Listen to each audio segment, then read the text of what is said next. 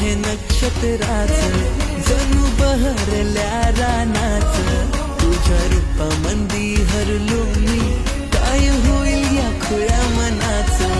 आलं 16वं वरीस प्रेमाचं नातं जडलंय तुझं आणि माझं तुझ्या नजरेला भुललो मी आभाळ फुटलंय माझ्या मनाचं तुझ्यासाठी मी आंदण आणली माझ्या इश्काची दौलत ही तुझ्यासाठी मी आंदण आणली माझ्या इश्काची दौलत ही